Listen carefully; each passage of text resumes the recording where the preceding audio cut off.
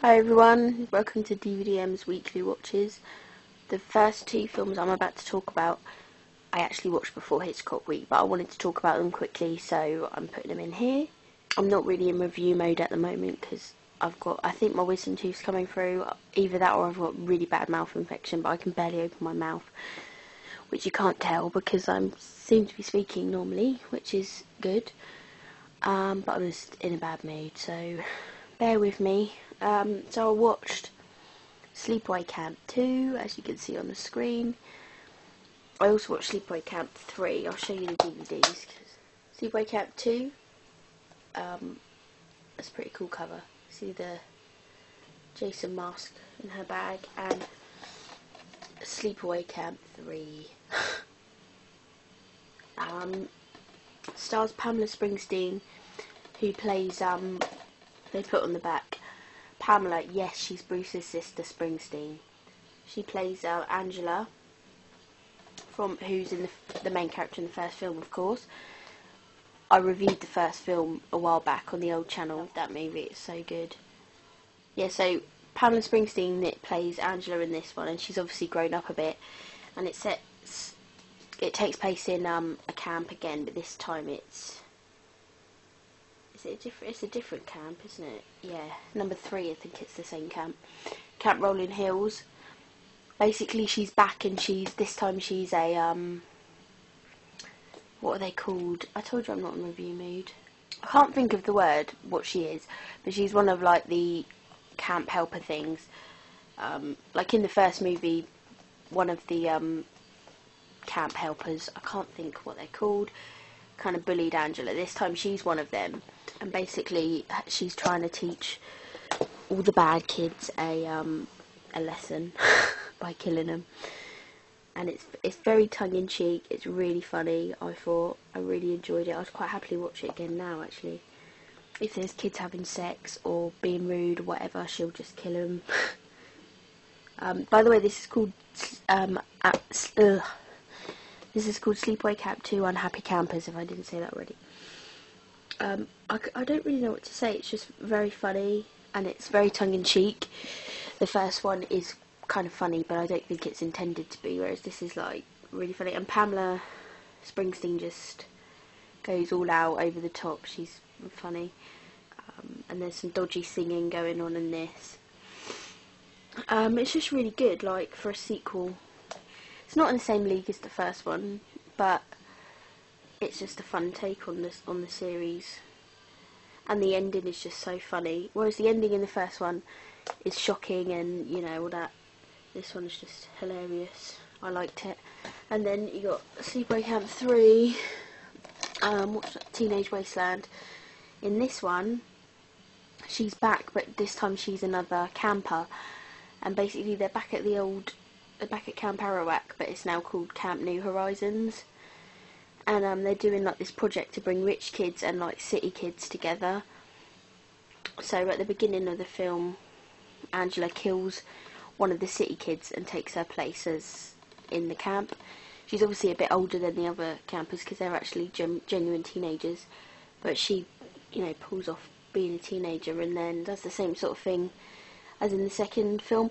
But in this film she's less. In the second film she's more like, she's got this innocent attitude towards her.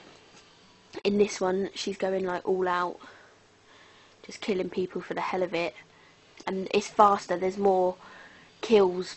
It seemed that way anyway. It's faster killing. It wasn't as funny, in my opinion. It was still very tongue-in-cheek and just over the top funny, but not as good as the second one. But I still liked it. Still whizzed by. It's pretty fun. So all in all, got the box set, by the way, if you hadn't guessed.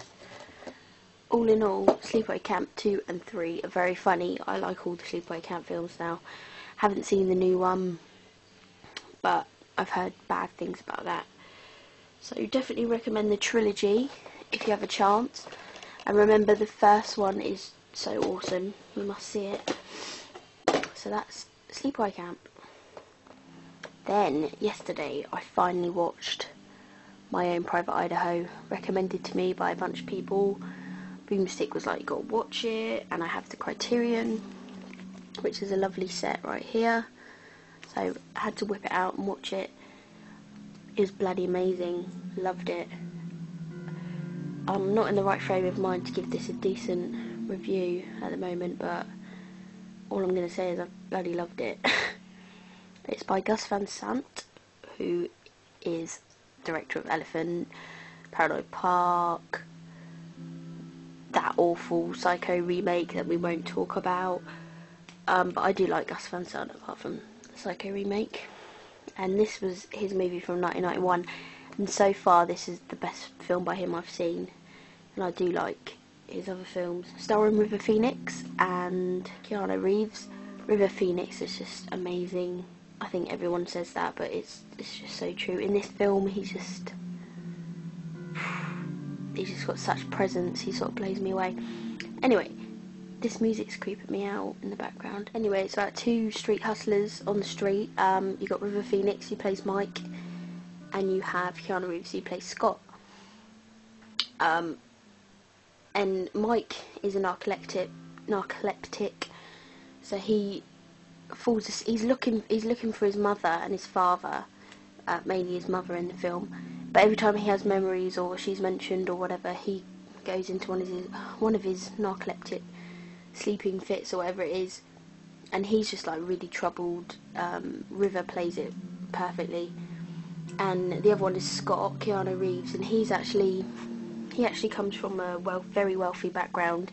His dad's like a really important person, and he's just gone off the rails really. But throughout the movie, he says it's temporary. So they're really different characters. They have this strong friendship, and Scott looks after Mike, you know, when he has his fits and stuff. Mike is in love with Scott, and there's a scene, it's probably the pivotal scene in the movie, where he declares his love by a campfire. And I read River Phoenix wrote that scene, which was amazing, because that was just a really strong scene, and it's just really emotional. So we basically follow them on the journey to find Mike's mum, and Mike always ends up in Idaho, I think, so I think that's where the title comes from. It always comes from a B-52 song. I love the B-52s. Gus Van Sant does a lot of visual tricks and stuff in this film. It just makes it unique. I like that, and I liked there's like Shakespeare lines thrown in with the normal dialogue, which I really liked. I love all that stuff. I just loved the story, and I loved the character of Mike. River just pulls you in. It's a pretty sad film. It gets kind of depressing, but not too depressing to the point where you're like, oh, I can't watch that again. I would watch it again, definitely. Keanu Reeves' character, he's not very likeable. He becomes less likeable towards the end of the movie, whereas your heart really goes out to River's character. As I said, River, I can't praise his performance enough. Keanu Reeves was good, but this was like made right after, well, I don't know if it's made right after, it was made like the year after Bill and Ted. I just keep thinking of Ted, it's his voice. But other than that, he's good. It's just his character, you just want to punch him. It's one of those films that you enjoy while you're watching it, but it keeps coming back to you afterwards. And it kept coming back to me yesterday after I'd watched it, thinking about certain parts. I like that when a film does that to you. I mean, you can't ask more than being entertained, but when you think about the movie afterwards, it just adds a little bit extra to it. It's funny because I was watching the movie and I kept being reminded of The Heart is Deceitful Above All Things, the movie. That book is based on the novel by J.T. Leroy, which I've never read, and I didn't know his name, sort of thing. But I started reading the Criterion booklet in this set afterwards, and J.T. Leroy does some essays and stuff in this book. He says how this film just really inspired him, and J.T. Leroy wrote the novel. I don't really think it was anything to do with the making of the film, but I just thought it was kind of weird how I related that film to this, even though it's a different story. I don't know. But I do recommend that film if you liked this. It's different and it's not as good, but I do recommend it. Yeah, that was just a random fact, really. The book in the Criterion set's really good. It's got interviews with River, Keanu and Gus Van Sant, and it's just really detailed. So pick up that set if you can. Yeah, My Own Private Idaho, certainly recommended. I'm glad I finally watched it. Thanks for recommending it to me, everyone. Check it out. Sorry about this crap review. See you next week. You're living in your own